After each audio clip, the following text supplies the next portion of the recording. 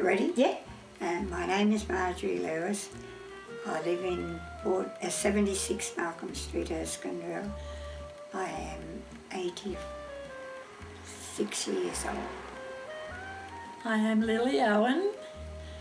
I live in Malcolm Street, Erskineville. Have I got to say how long? I'm not talking. For 75 years I have lived in my house. And you are? Tell your age, you are. No, not saying my age. Oh. Don't like it, no. Parents lived in Matraville and we had very heavy flooding at the time and we had to leave there, and Dad found this house in Malcolm Street, Erskineville, and that was 75 years ago, and I'm still here.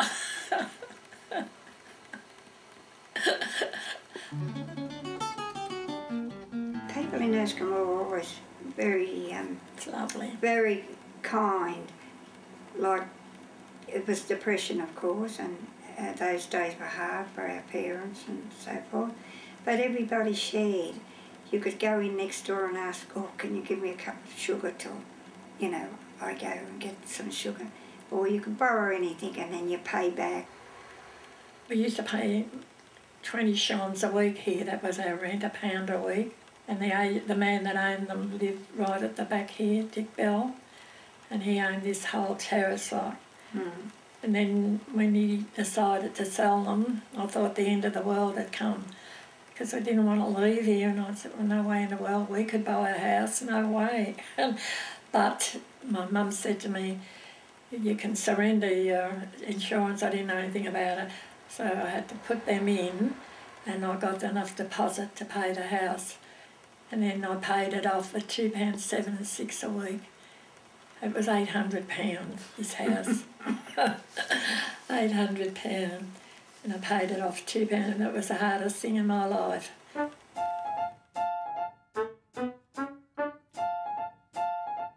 Well, our social life, we used to go to the Hub Theatre or the Hoyts at Enmore. Enmore.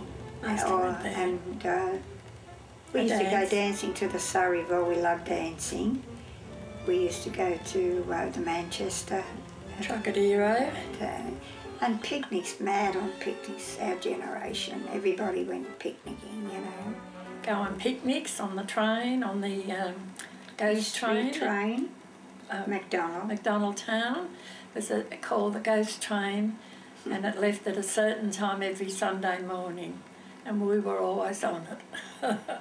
And you never knew where you were going until you got there. That was the mystery train. Didn't know where you were going. National Park or one of those places we'd go there.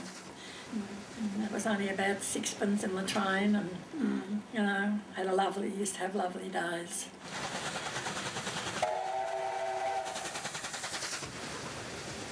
Opposite the Rose Hotel was a shop called David's, and that was the big store. Then we had a little supermarket, you know. tiny, and then we had one on the corner, the grocery shop on the corner of Erskineville Road and Sydney Street.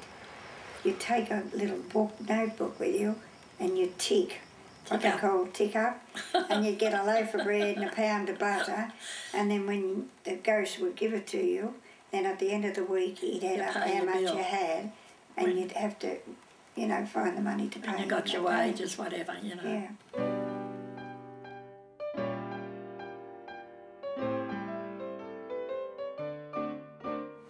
What's the street? What's Binning Street?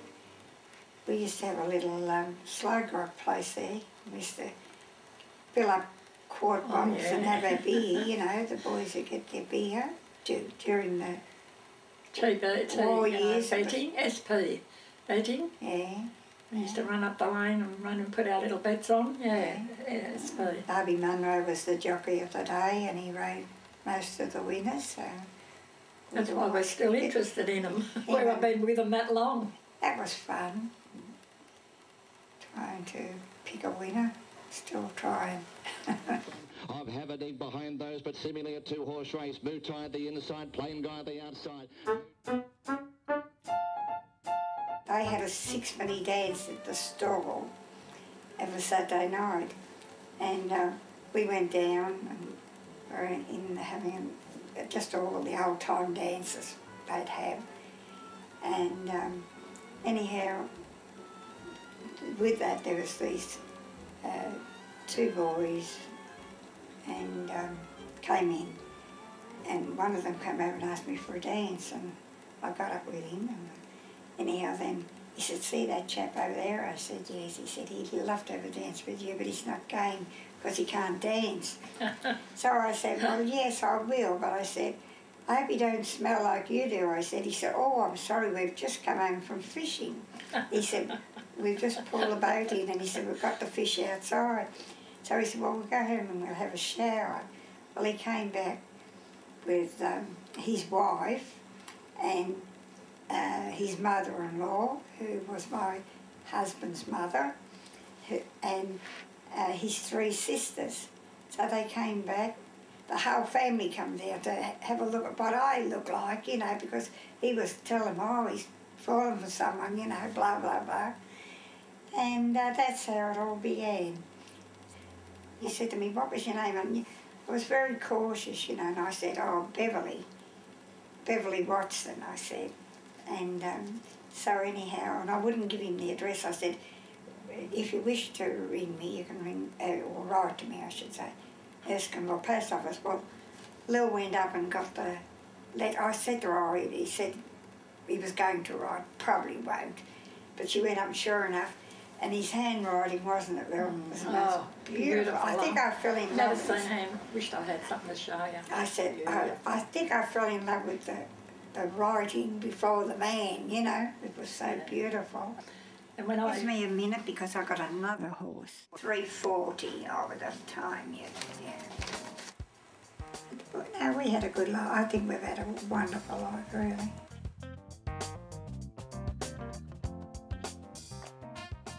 It's good up here though, isn't it, Marge? You never hear anything up here. Well, I don't think you do now. Over down the road there, Currajong. You never hear of fighting down there now. Turn on, turn on, turn on, turn it on. Oh, they used to fight. A couple of blokes that had too much and they'd get out in the front, you know, and they'd have a punch up, yeah. But you never hear, do you? They just kill you now. They just kill you. I know, Balurgo's not a bad place. We don't hear much. But we don't hear much go wrong here. Trying to wind up over on the outside. In the city's raised up, hit the lead for Jane Oberlin. In the city, the visitor school seeking. I got left in the barrier. Oh, we lost all our money. Yeah. Well, my name's Els. You want my second name? This is what the name I was going to get at first. Elsa Agnes Green. I was born and reared in 22 Deep Street, Alexandria, and I'm still living here. And I was born on the 11th of the 1st, 1923. That makes me 84. It won't be long before I'll be 85. Never mind.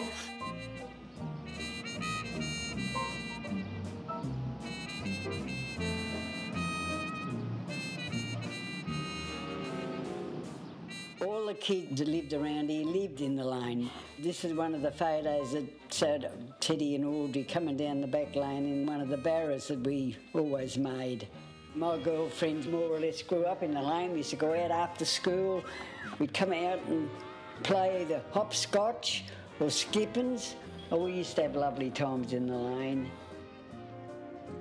Four of us, there was Stella, Phyllis, Annie and myself. We used to, nearly every Saturday, they'd go up to Erskineville and St Peter's and walk along this road, streets there and have a look around, but sometimes of an afternoon. And there used to be a lot of dancing studios up there years ago, so we went in there one day and asked them, tell them we wanted to learn dancing.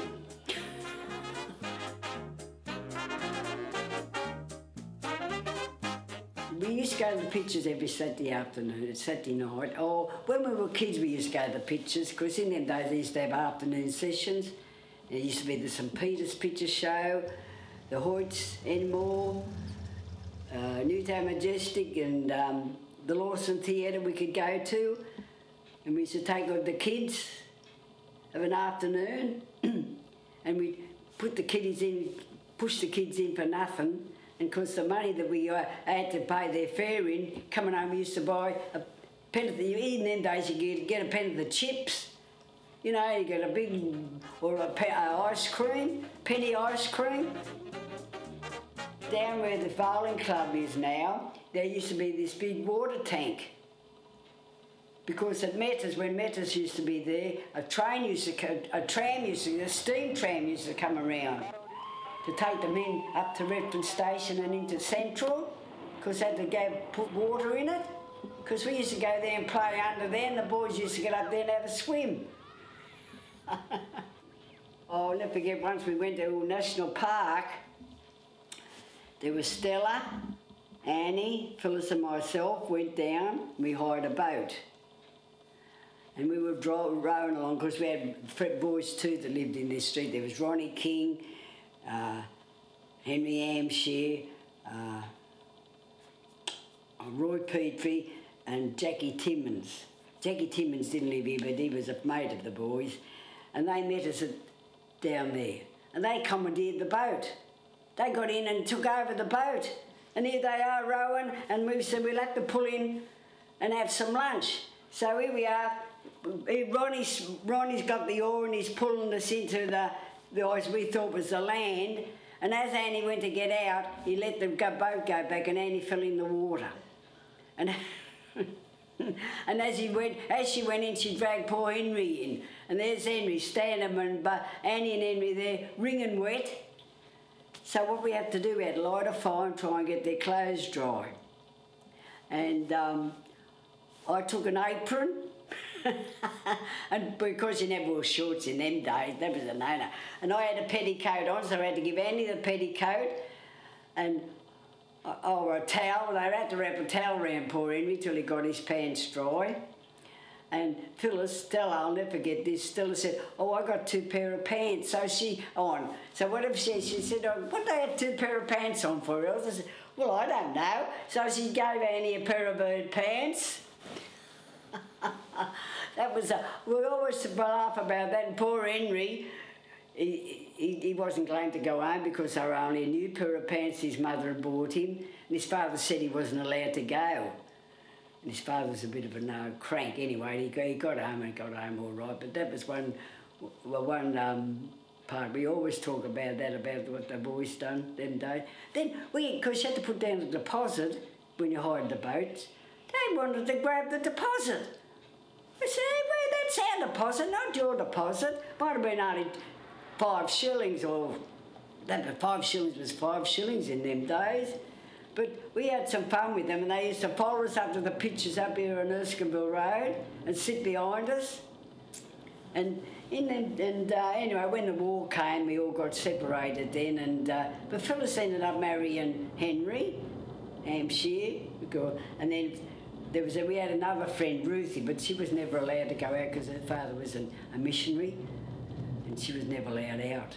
She wasn't allowed to go to the pictures, dancing, or swimming. Never allowed to have her hair cut. Couldn't wear makeup. But anyway, when her father died, she let loose and used to come to, because then that's when she was going with Roy then, and then they all could wear makeup and that. But then she married Roy. My girlfriend that I knew, Lily Trotman, that was a friend of my brother's mate, she called in to see us one day, and she's in a uniform. And I thought, I said to Mum, that's what I'm going to do, join the army. I left and I joined the army medical. No, I'm not sorry, but I'm sorry that I got out when I did get out. I should have stayed in longer. But then I got married, didn't I, when I was in the army. I enjoyed it. I only wished I was young enough now, I'd go back in it again. I'll never forget when I was in the army, when we were doing our rookie course. That's what sparkled me up. I tell you what, you had to have a shower and be dressed in a full uniform and be on parade within the hour. So you can imagine, about 40 girls, and I thought, oh, we all got under the shower, you know, together, one at a time. No, it wasn't that. There was about 4 or 5 under the one shower. Oh, yes, yeah. You had to all get under 3 or 4 of that under the shower together. And not one at a time, you'd have never made it. About 40 of us waiting at your turn, it has still been sitting there. And of course, had to get in full uniform, that was collar and tie and everything, and on parade within the hour. Otherwise, if you was late, you wouldn't go on leave. Couldn't get a leave pass, so they're no word. And if they asked you to do anything, it wasn't yet. In a minute, you just jumped up and went. Yes, whatever you was doing, you dropped and went for your life.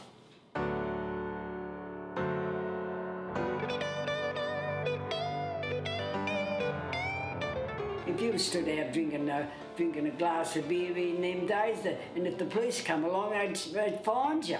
Sitting out on the footpath drinking, good grief, that was a no-no.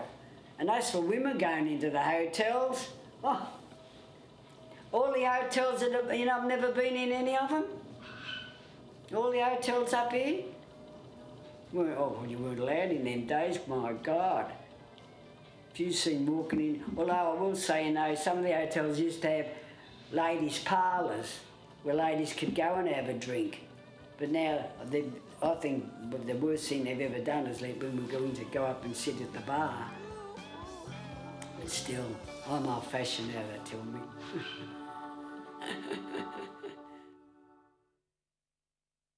My name is Terence Joseph Murphy. I was born on the 18th of October 1931, and I came here when I was 2 weeks old, and I've been here for 76 years. Been a great house. My mother and father lived in the main room, 5 boys in one room and 4 girls in the other room.